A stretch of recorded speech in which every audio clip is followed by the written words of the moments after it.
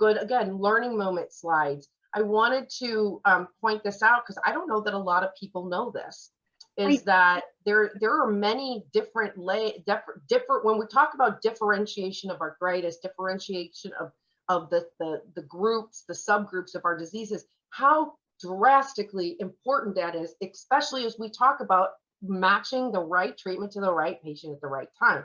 Right. So putting a general umbrella of JIA is fine to an extent, but there was a lot happening under that umbrella. And so I just thought this was a really nice slide in one of the presentations that I thought we could share as a learning moment with those watching, and probably turn it into its own little learning segment here. But there are actually 7 identified categories that we're looking at here. So, you know, I really wanted to show the where am I at here? I lost where I was looking at. I'm glad you brought this up, because I saw this slide. I'm like, oh, this is really interesting as far as how to visualize all the different types and where they overlap and where they aren't overlapping. And yeah, so I'm glad that you're covering this. I'm probably going to butcher it again. The oligoarthritis, yes, arthritis is actually the most commonly diagnosed, which is, I thought I had the percentages up, but I guess, again, I dropped the ball on that. I thought I had it up here, but it's first. It also said it was first detected average of 6 to 7 years, and what that actually is defined at is 5 or more joints that are affected. So in saying that, we just see that there are many different variations, and seropositive means you have positive levels in your blood work. So Deb, what are you doing? I muted myself and I'm quickly trying to get the talking into the phone. Oligoarthritis. I was trying to, I know, I forgot my video was on too, but I was video was on. I'm sorry, I just looked up there and I'm like, what are you doing? Yeah. I was trying to like ask my Siri to pull up. Oh, that was funny. That was funny. Sure. Okay. So you have this that is rheumatoid factor positive. So it's just different biomarkers in your blood. And they're even going as far as differentiating that, because again, we already know that different diseases like not different diseases, people who have rheumatoid factor positive and other levels of inflammation, other biomarkers for different diseases tend to have more serious progression or serious outcomes. So that is why it is important to also separate these. But then you have down here systemic JIA, which is actually also synonymous with Still's disease, which is, if you get this at 16 years or older onset, it's called adult onset. But now the proper term for whether it's systemic JIA or adult onset is just simply Still's disease. So that was just a good slide, I thought, to share. What is it? Like I often hear polyarticular JIA. Does that fall into one of the, I took it down already. I'm sorry. No, it's okay. It's actually on this slide too. Under enthesitis related arthritis, the polyarticular JIA, rheumatoid factor negative and rheumatoid factor positive. It was just right there. So interesting. No, that was okay. No, I commonly hear polyarticular arthritis when people are, bringing things up and talking about it. So I was just curious. Oh, and that's what I believe this is. That's maybe that's polyarticular refractory. Okay. No, that's rheumatoid factor positive, and it's seropositive and seronegative. Oh, okay. Okay, there it is. Okay. Excellent. Okay.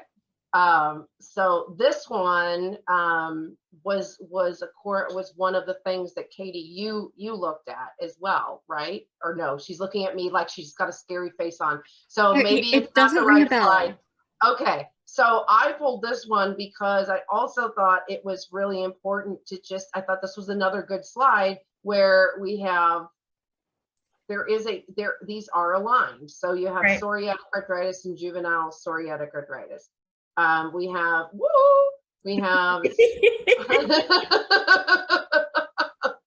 and we go over here, and they highlighted spondyloarthritis and enthesitis related arthritis, which I just found in particularly stood out to me as somebody who falls into this category. So I don't have a lot of information to share with you past that they're aligning these, and then it's not really clear, like they go across, but again, systemic JIA would be matched with adult onset Still's disease. So they don't have it exactly lined up, but just the point that I thought that was what you were talking about, Katie. You had mentioned something about that there was a cross section between what adult was and what child was. So maybe you could elaborate on that.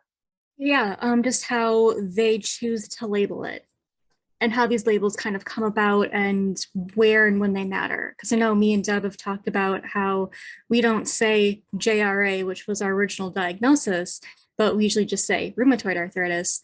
But then in certain settings, it does really matter that you say JRA, JIA. And then I think when you were getting back to, and I'm probably going to say this wrong, anesthesis. Yeah. Yes. Enthesitis. Thank you. Oh, okay. How that's more like tendon related rather than more arthritis-y typical, and how it's so difficult for people, juveniles, to articulate and realize what the difference is and how to get that more specific diagnosis of enthesitis rather than maybe JIA. So that whole kind of, putting a label to it, getting that diagnosis and being able to identify it. Interesting. Oh, absolutely. Yeah. Any other research that you all saw that you're like, we need to really dive deep into this, other than, I know that there's one for the study group that you were going to mention, Katie, but I just mean any other specific research that I did not find any others. So I'm just asking if there's any others that you wanted to bring up. There were many others, but I think as we've kind of discussed, nothing really new to report on. So there is a lot more out there, but luckily a lot of it is, these drugs are safe, or there's no news to report, or there's no changes. So like no news is good news kind of a thing. Right. Any from you, Deb? The one thing I was going to point out, which we can all kind of say together too, are just, again, the different data banks that are out there for our JIA folks. I think I'm most familiar with the ones here in the United States. But there is CARA, and I know I wrote down something as far as just when it was formed. Again, I've got papers all around me, and I'm trying to find that information right now, which I think I put aside. Again, as far as stating more about CARA itself, I believe it was founded in 2014, or no, 2002, I lied. And of course, I'm not finding the one piece of paper. Oh, I think I threw it here. Here it is.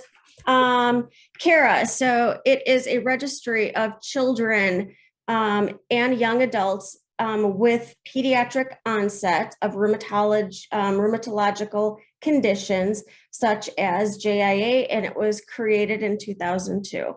So that is CARA as far as that one goes. And I know I came across a couple others that I am hesitant to say because I don't know exactly what they stand for.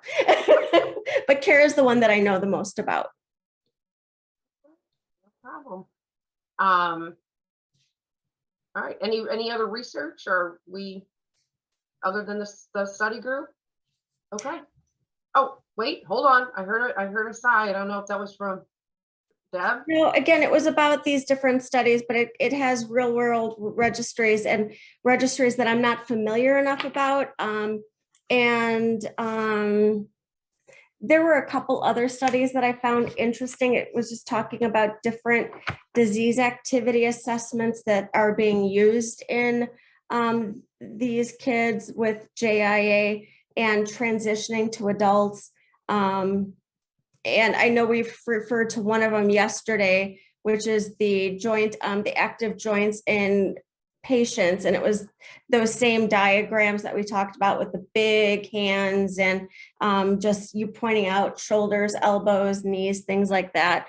And just using different types of severity level descriptions in between both the JIA and JIA in adults. So just more into that type of stuff, but it was nothing specific to say. It just, there's different methods that are being used.